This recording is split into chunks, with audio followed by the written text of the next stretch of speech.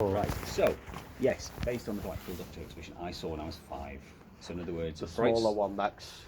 well, it was fairly big. Well, it wasn't that big, I guess, but this was the 70s I'm talking about now, so it was 75. But then the Doctor Who Museum was in the 2000s. I used to go about every other month. I would be there. I could drive. Finally had a car, so I could drive down. So, and yes, I just wanted to recreate that atmosphere. Really, it wasn't about. The thing is, you turn the lights up in here. Yeah, I was about to say, it's the biggest thing. Because when I used to go to that, obviously in the 2000s, and when I went to the exhibition in London, I was disappointed. It's like, it's just bright lights and they're just costumes that just stood English heritage. It's like the English heritage approach to museuming. I realise now I wasn't a museum person. I mean, I love museums, but I didn't know anything about doing it until I had a go. But I knew what I wanted. I knew I've always done this. I'm self-drawer, self-taught myself sculpting, everything. Bottom line, self-music as well. But bottom line is, it's like I just knew what I wanted to do, and what I knew was the 1970s exhibition was low light level. You didn't see everything at once. I hate it when you see everything at once. You know, so you go into a room, and all the exhibits are there. They did this in Newcastle in the Centre for Life. There was a Sci-Fi one. I went to that one, yeah. Well, there was 39 exhibits there. Some of them had actually been bought from me, which I'd sold to get Doctor Who stuff. If I could bore you with which ones that came from me. But the bottom line is they put them all out. And I was just like, bloody hell, man. There's nothing. You get that wow factor when you come around. You go, whoa, and then that's it.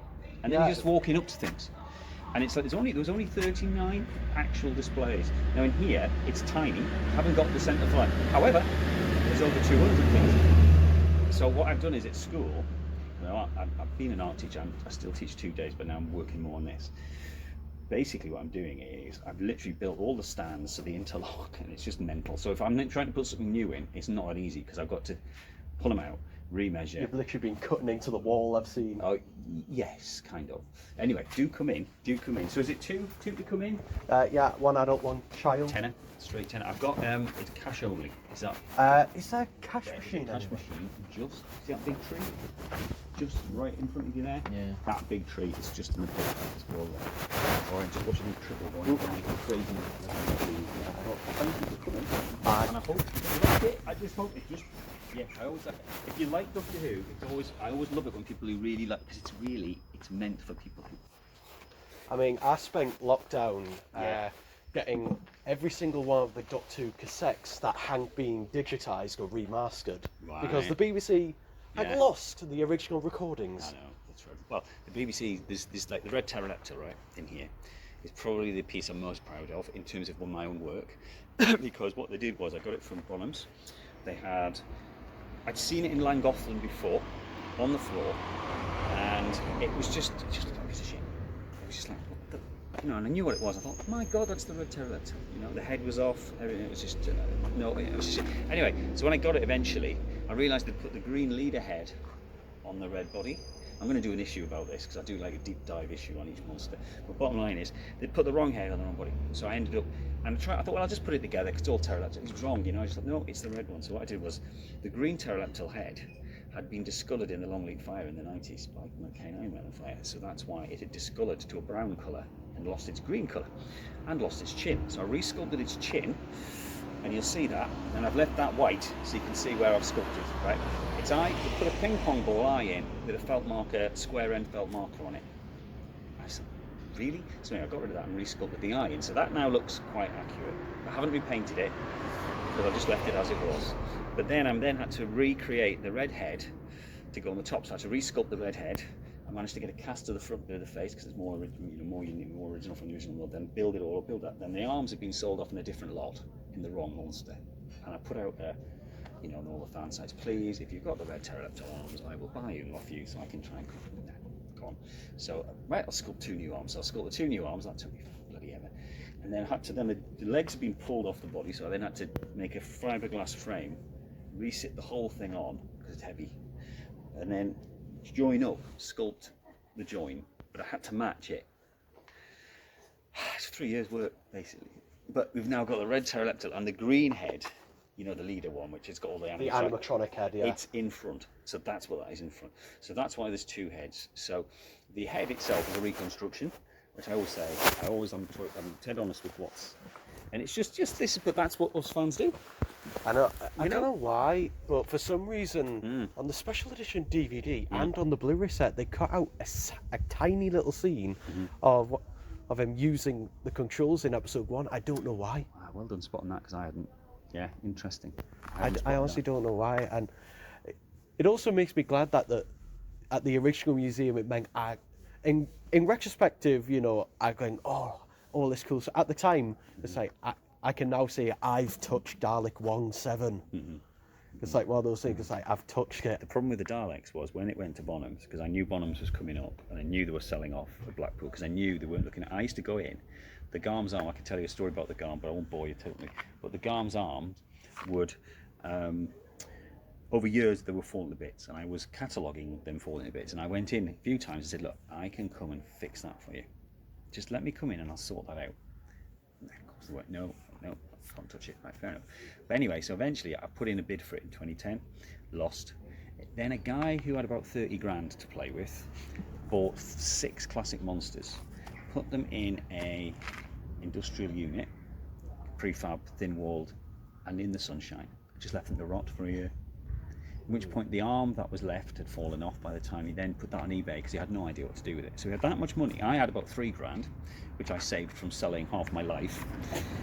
And I couldn't go to the auction because I was teaching, so I just had to think, well, what might I possibly win? You know, and I knew Peter Jackson's agent was there, and he would buy anything from the 1960s. So all the Daleks have gone to him, and they're now in a tank in an IKEA unit in New Zealand, and we will never ever see them again. And the BBC, for my money, want kicking for doing that, because those Daleks from the 60s should be here in the UK. I mean, there's always the Terry Nation ones that get stolen. Yes. Just chuck them in the window, and then someone's going to steal them somehow. Yes, that's right. I'm still fascinated on how on earth that happened. I know. Well, look, you go get your money, because you need to have a look in here, and I want to know what you think. As a fan, I need you to know what you think. That's a nice shout. Yeah. What did I just do right there? It's in my pocket. It's in my pocket. I lose my head if I want to screw down. No, don't worry, I'm the same. So basically, this is my artwork I do. These are the magazines I do, which are sort of one's on the Exelon Head in depth, one's on the Cyber Scout, and then third I've done a history of the Thing films.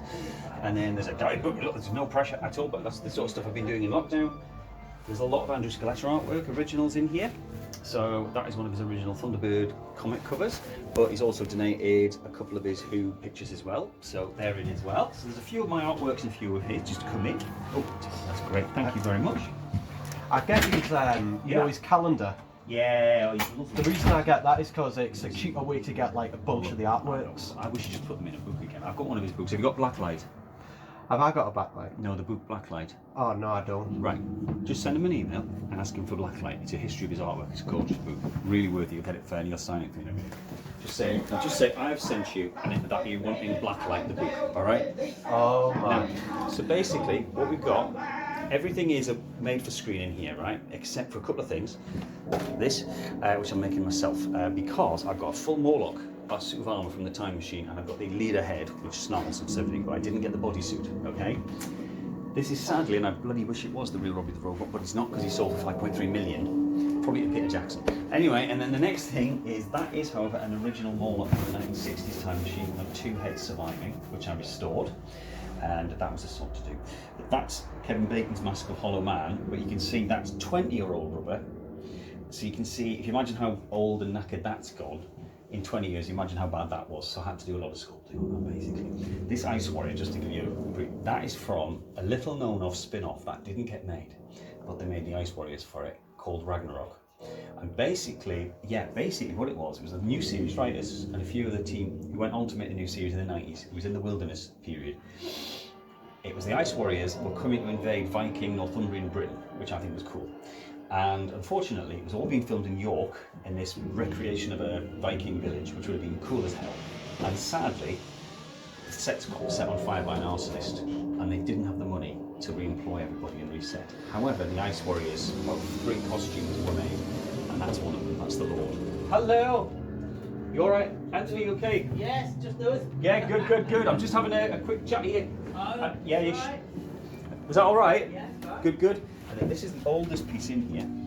This is was made for Errol Flynn's Robin Hood in 1930 as a King John's main helmet, and then it was put. Then it was in Hunchback of Notre Dame with Charles Lawton, 38, and then they stuck this top bit on, right, and it became Prince Baron's Airman's helmet, and it's one of the 2 helmets in that picture there. All right, so that's like 1940 Buster Crab. It's flushy gold, which is for me a holy grail, you know. So there you go.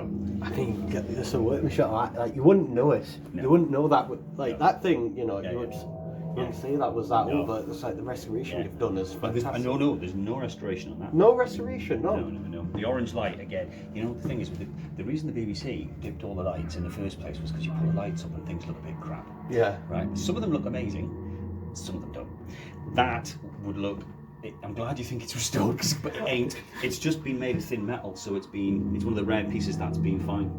But anyway, into short, everything else is production made apart from those 2. The Dalek is a publicity bead Dalek, but not an original screen used one that's in there. But that's sadly, I can't afford the original Dalek because they go for it. They started 50 grand.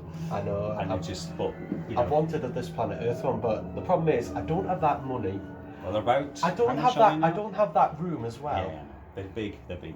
I know that. It's taken me 3 years. foot wide. It's taken me years to get this. I mean, years. I mean, I'm 51. You know, I mean, I've taught for 25 years. You know, so it's not happened overnight. 7 years. I had to do all the stonework. I put the ceiling in all myself after school, and I built the walls. I made the plaques, designed the plaques, done the restoration, made the mannequins. So I'm amazed I've done it really, but I've got ADHD, so there you go. I think that's partly to do with it. I'm going to leave you for a minute to see these guys. There's a bit round the corner first, right, which is general sci-fi, and then once you go through the TARDIS door, it's Doctor Who only, okay? However, there's a little bit of 60s Doctor Who here, but the RAF jacket belongs to Christopher Barry, or it's his wartime flight jacket.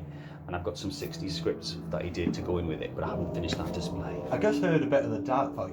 I don't know if you're interested, but Yeah. I did actually come across someone who actually has the original K9 and Dark audio, Yeah. and it sounded crap. Yeah, we'll do. So what it is, they sent it to me, Yeah. because they wouldn't send us the physical cassettes, but they sent us the audio, and I spent 2 weeks restoring it. Wow. Well done. To its Here's original. what I'm going to sit and do while you do this. Every month, I have Patreons, you know, like a subscriber thing. You get a magazine. Well, you don't have to do this, it's not. But what I do is, people who pay a certain amount get a drawing from me every year. So somebody wants to try. So I've done a Sea Devil last month, and now I'm doing a tractator for somebody today. So I'm going to just sit and scribble and get on with that. So I sort of multitask while I'm in here. But you take as long as you want, right? Take any pictures you want, and just enjoy and go around as many times as you want. All right? If you want to have a cup of coffee and come back later, you're more than welcome. Thank you very All much. right.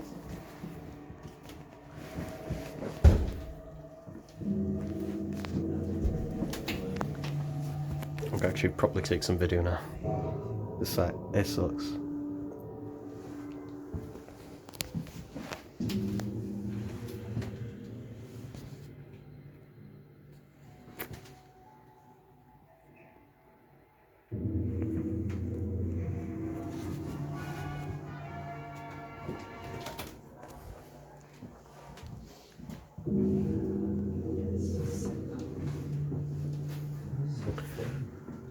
This literally takes me right back to Blackpool. I like the thing. Good. That's the idea. It takes me right back. Yeah, I've seen the thing. I don't think.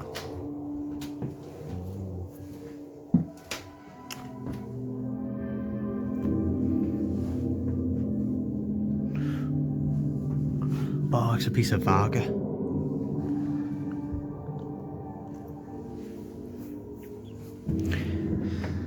He's the one who talks a bit like this.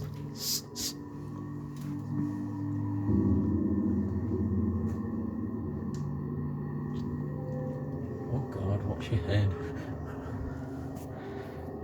Don't worry, I'm under 6 foot, I'll be fine. No, but look, I'm nearly there.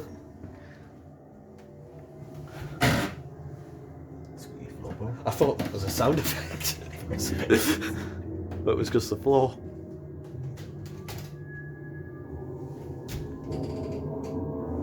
Star Wars.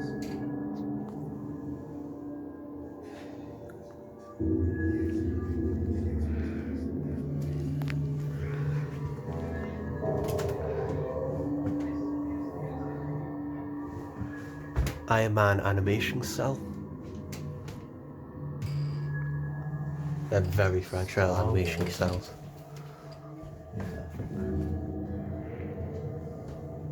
Bro. Wow. Oh god, it's so... It's so...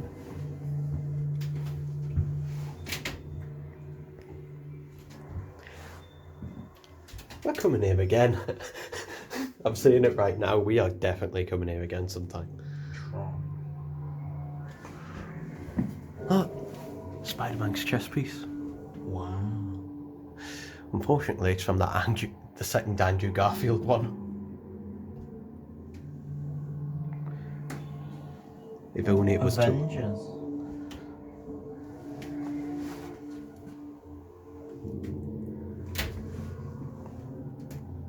That looks like That mannequin head just looks That really... looks like the guy from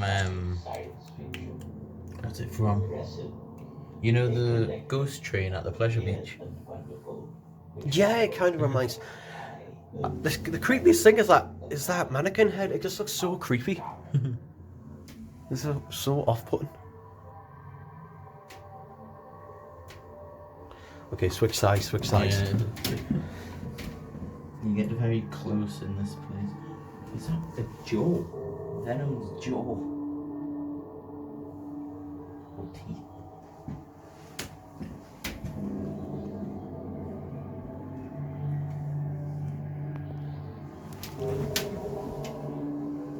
Electro's gloves. I wonder what gloves he's going to use in the new film. Stark headphones. Oh, Hang on, that's Iron I recognise that music cue. Hang on a sec, is that Iron Man's leg? The boom boom. Just heard a snippet of audio there from March of the Cybermen.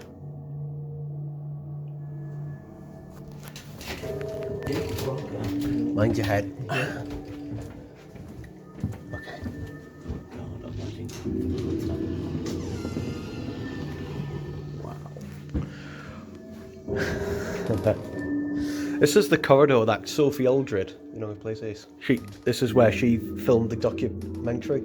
Oh, I haven't seen it, I need to watch it. It's not, to be honest, it's only worth it for the museum segments. That just went down. Oh, it's connected to that. I thought so that's a little pulley. Day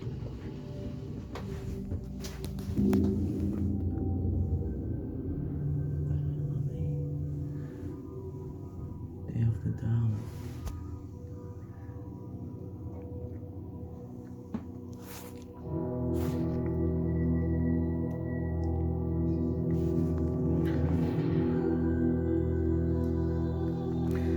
Can't be by this route. No, you go round the back out.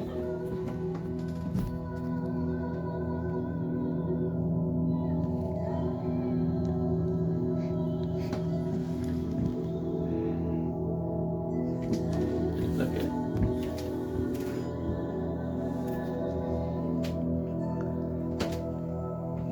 I'll have a little peek around the corner. See what's You do that.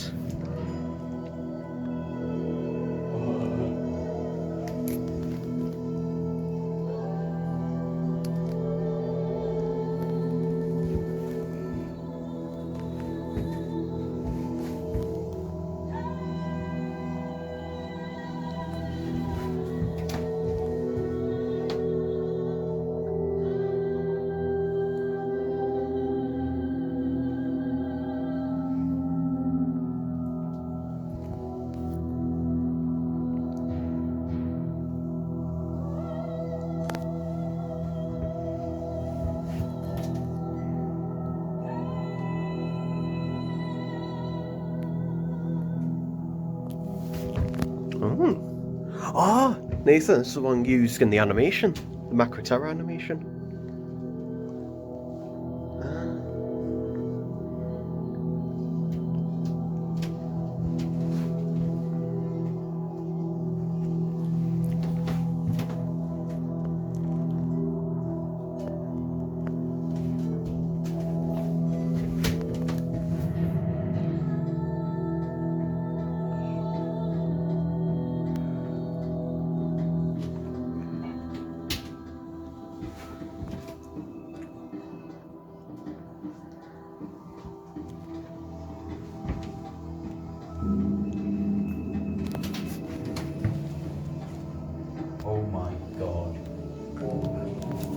Don't spoil it for me. I'm going through this dag slow.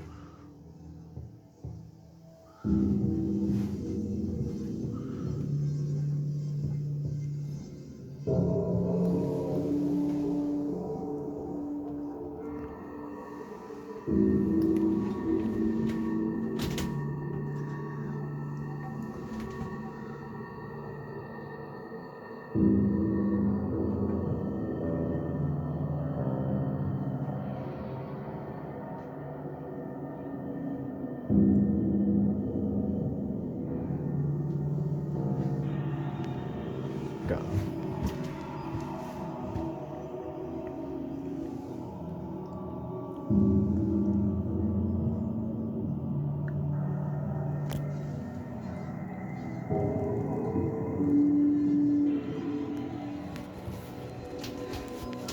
To get an idea on how wide these are, like this, that is about, what, 1.5 2 foot?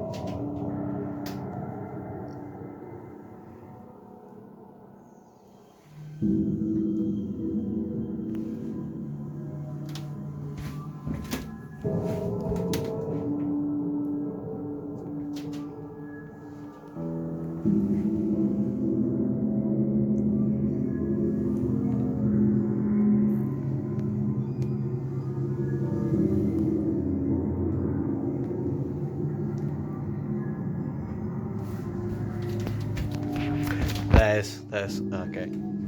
So, green head, red body.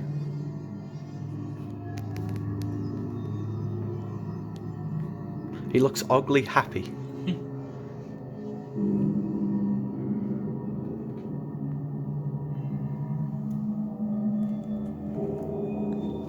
No, there's the head. There's the head. There's the head. Look at that, there's the head. The green head. Because of the scar.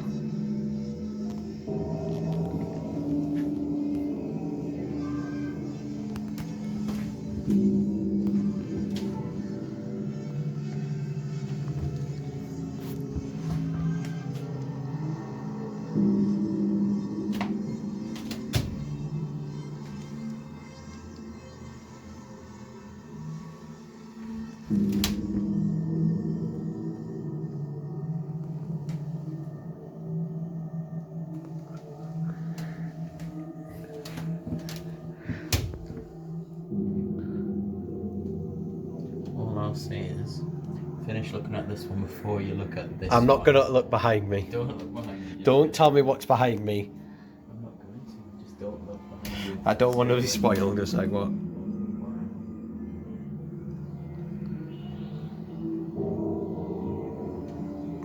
Our cyber scout has been destroyed. I'm gonna look at. I'm gonna cover my eye so I can't see what is there while I do this bit.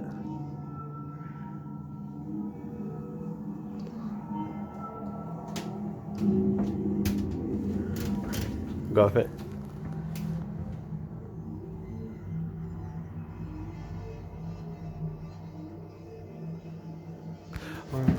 This is the one where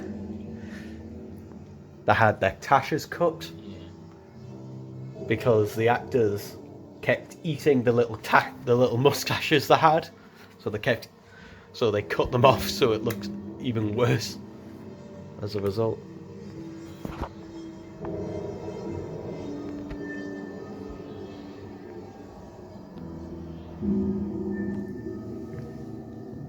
The Museum of Classic Science Fiction will form the Center of Tonic Operations. slave workers will be appropriated. Oh my.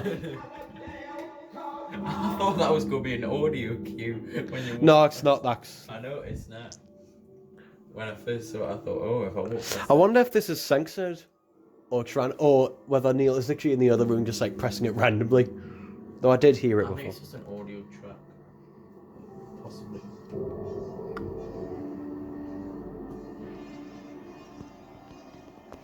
It's one of the Rani's creatures.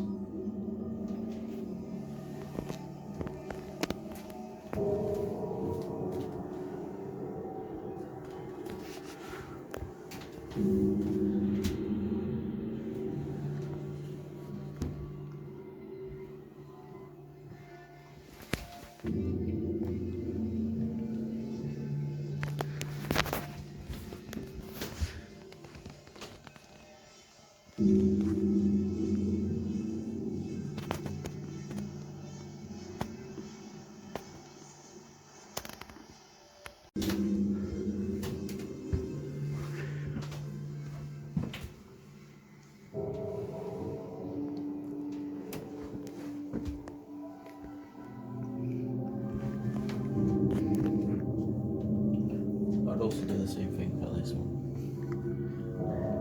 Don't look if possible. Don't look if I can behind me. Okay. I gotta look. Ooh. I've got to block my view and just like looking to the sign.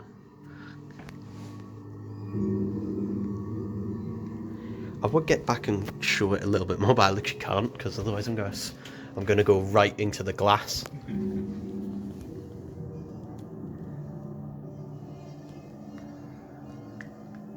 Oh, I think I got a glimpse of it out the corner of my eye though. Oh.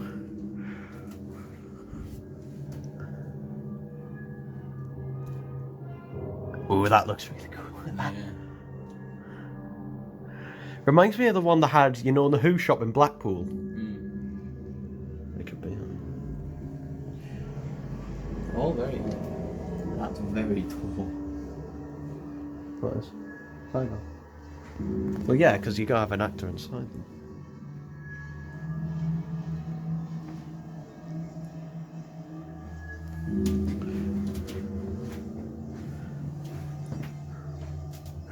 Best acting ever. Just like, here, take this, will you?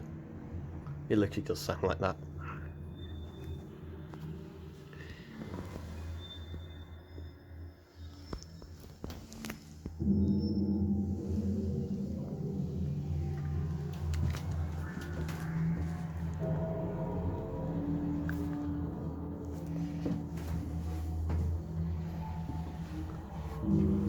That's one of the coolest effects. Kind of rips it off from Indiana Jones, but it is a really cool effect.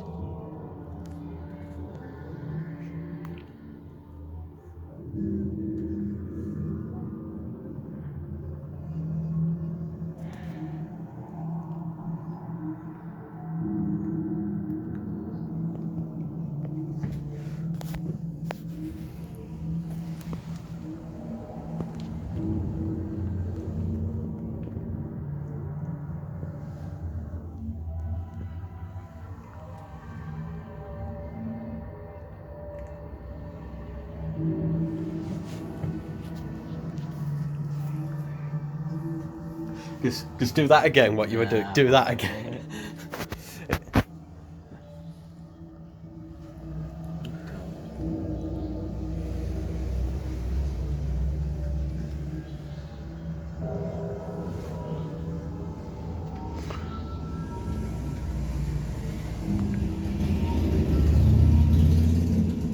I thought that was part of the museum where it's a guy on a motorbike outside. Ah, Derry Malloy.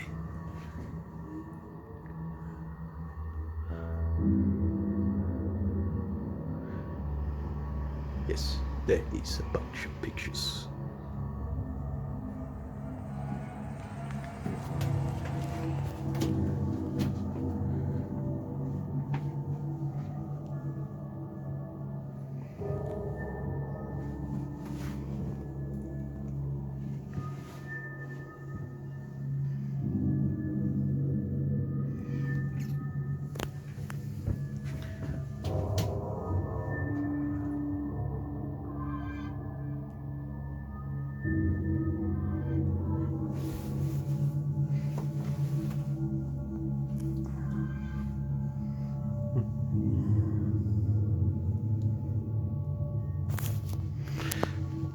Did I ever tell you the story about what happened to one of the cheetah people? Well, all the cheetah people were obviously played by women, but it was so hot on location that one day one of them just ripped their costume off. The problem is they weren't wearing anything underneath, so they literally just ran in their underwear off into the distance, and apparently they were never seen again.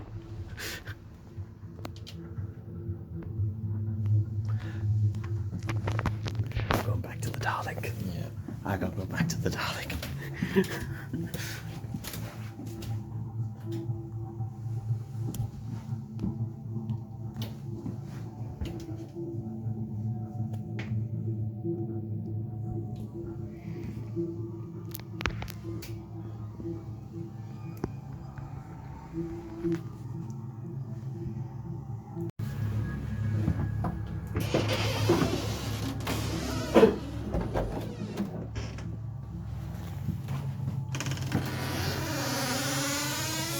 There was a caution mind your step sign, I didn't mind the step.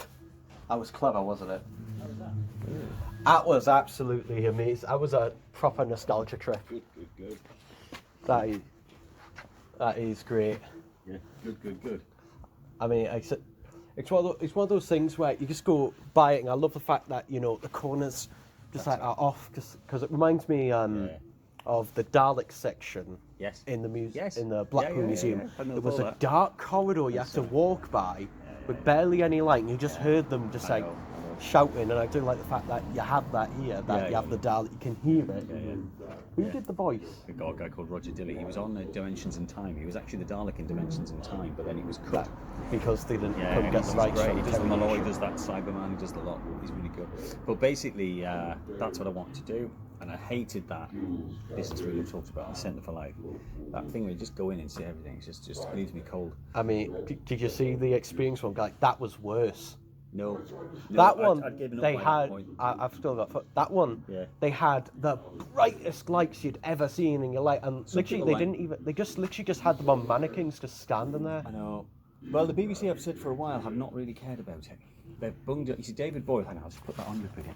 David Boyle, who did the Blackpool and Llangollen, he really loved Doctor Who, and he basically was paying. He paid the BBC for the storage, basically. Effectively was doing them a favour because they had nowhere to put it. But they charged him for storing his stuff and putting them on display. So he did an amazing job, really, on single-handed, because the BBC wanted nothing to do with it. And then when the experience came round, I went to some of the newer exhibitions for the new series, and basically it was always like just a sign, you know, like Judoon. There's a Judoon. There's a picture of a Judoon with, you know, big space policeman or something. It's like, no, I want more than that. You know, I want a bit of proper research about the object. Do you know what I mean? Yeah. So that's what I've always, you know. It's like one word, this is a thing. Yeah, just me head. It's like, this is a. I was telling my brother the history about one of the cheetah people. Oh yeah, well I've sculpted the face on that. But this was how one of the actresses Freaked out. ripped her top off and just ran into the distance. Yeah. I wish the footage of that existed. Well, that head, by the time I got it, there was no face on it because the rubber just allowed to rot away. I mean, it will stay. I mean, I preserved that hero ball about 15 years ago, and there's been no death. It's sealed totally in. This had gone by the time I got it. So basically, the face I had to resculpt, and that was quite. So I put fox eyes in because they look more like sort of catty eyes. So there you go. I mean, I will be coming back. I'm definitely coming back. Don't worry, I'm going to come sit over here in the sun. Yes. I mean, look, you can come back today. I mean, it's not a problem. I only charge once for the day, so if you want another look round before you go, you're more than welcome. I might come back over and I want to take a picture with the dog, with my dog. That is what it's all. It's basically really a secret Doctor Who museum on the quiet. But actually, I'm quite glad I put the other Sci-Fi in because it adds for other people. It's broadened visitor appeal, you know. And it avoids the BBC breathing down your neck because. Which is the number one. Because they know I'm here now, and especially with Doctor Who magazine. With Doctor Who magazine, they know that I'm here. And sorry, this is my spot for the day. I'm just trying. But basically, they know I'm here, and they're okay about it. Which is lovely. I found that out officially. That's good. And Marcus at the magazine did a bit of research on my behalf to make sure I wasn't going to get bollocks for going in it. So it's all, you know, but that's why it's the Museum of Classic Sci-Fi. You know. But I'm annoyed I didn't bring the sonic screwdriver with us, because I recently got in since lockdown. I decided to commission Rust Replica to basically make some Sonics for us. Yeah. And I was only going about, I said, oh, I'll just buy the 4th Doctor one. I was just like, I'll buy the 3rd Doctor one. Oh no, I'll get the 8th Doctor one. But see, I've got basically, apart from the bits I make, I've got no replicas. I sold everything to do this. I mean, I had to sell every bit of, I mean, my character options figures, which I loved. I got 3,000 for, because I'd collected them from the start. Oh, so that helped a lot at the time. I know. You should see the prices on them. I know. I mean, this is how sad I am. I went into B&M last year and I asked them for the direct line to the store because you couldn't ring the stores anymore. There are people who, yes, I know. I mean, bottom line is the one thing I kept, which are in there, and I've got zillions of them, because I collected them in the 90s, and I'm slowly putting them into dioramas, is the little Harlequins. And you've probably seen the Day of the Dark. Yeah, I saw a load of them. And I love them, and I sculpt them, you know, and I put them in, and I think they look. I wasn't going to put them in because it was like, I do get occasionally people come along and say, oh, you know, put some merchandise in. And I'm like, no, I can't, because I'm trying to recreate Blackpool. Although the Blackpool bit had a bit at the very beginning. And I might at some point put a few of my old figures in, but it would have to be. I've got so little space. One guy got really shirty with me about it, and I just said, no, look. These are items that most people will never see unless they're on display. The merchandise, lots of us have it, so it's like, and lots of us do have it, and there's lots of great merchandise collections out there.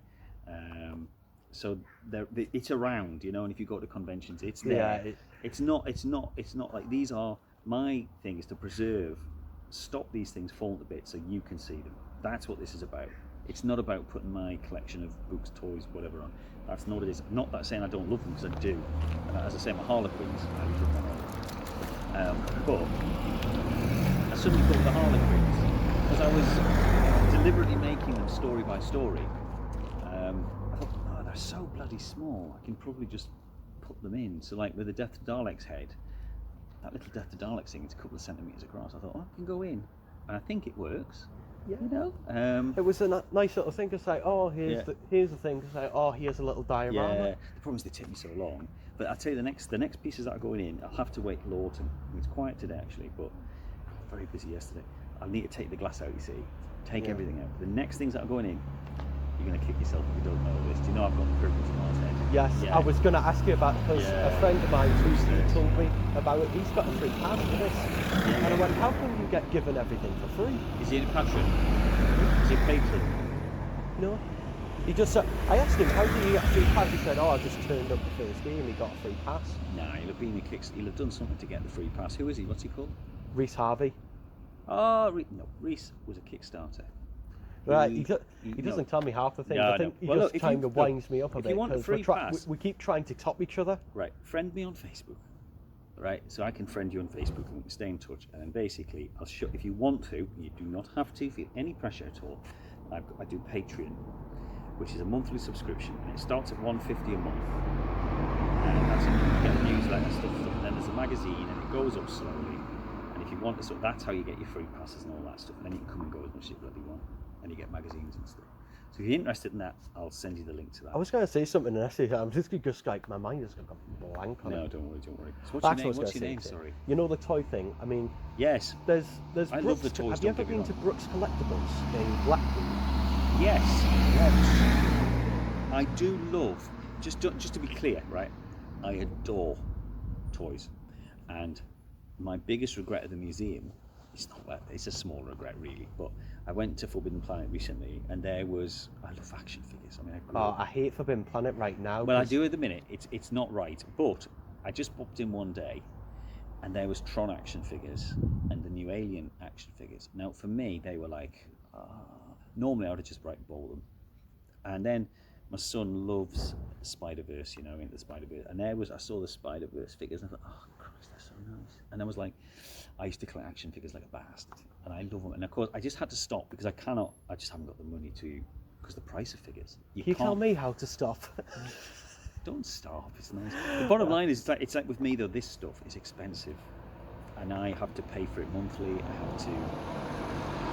I got a lot of the collection when I was before the new series, and it was Doctor Who was on a bit of a low, and it was it's hard. generally referred to now just like back Wilderness. then it was hard to find, but it was cheaper. Now it's easier to find, but it's more expensive. Well, what happened was, in the last 10 years, there were several dealers sprang up, Prop Gallery, Toy Box, Reliquary, people like this, and basically Treasure. Yeah, and basically, I know them. I know Matt very well. I mean, Matt has been a great help for me, because I get if I've got when I'm doing a restoration.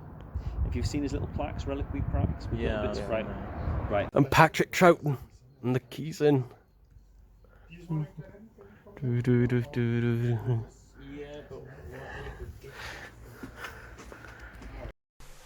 Just to finish off things, I'm going to show you what I bought from the gift shop section of the museum. So in this little paper bag are these.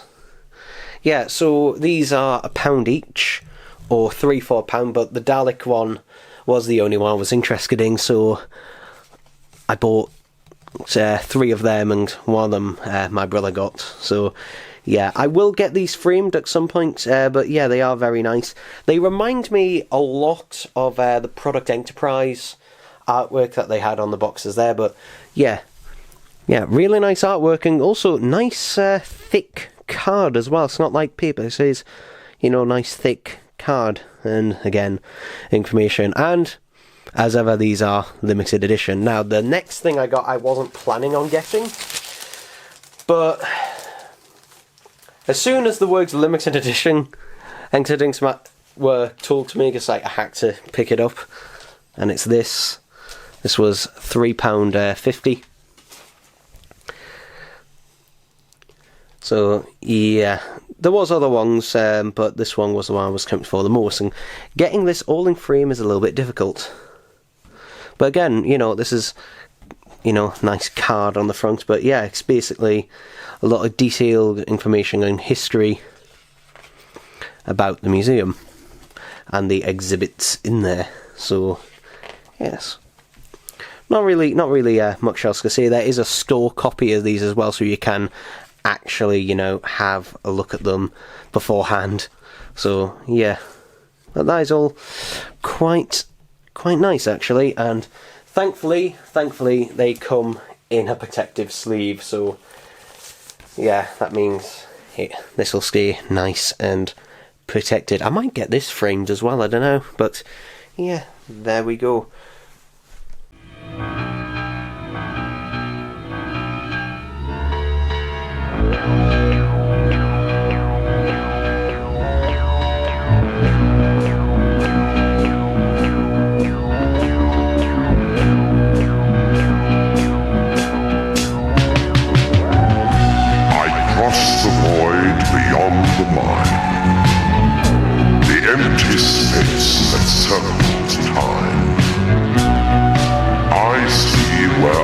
Stumble blind, the secret truth they never find. Eternal wisdom is my guide. I am the Doctor. Through cosmic waste the TARDIS flies, to taste the secret source of life. A present science can't deny exists. Outside, behind, the latitude of human minds. I am the Doctor. My voyage dissects the course of time. Who knows, you say, but are you right? Who searches deep to find the light that glows so darkly in the night? Toward that point, I guide my flight. As fingers move to end mankind,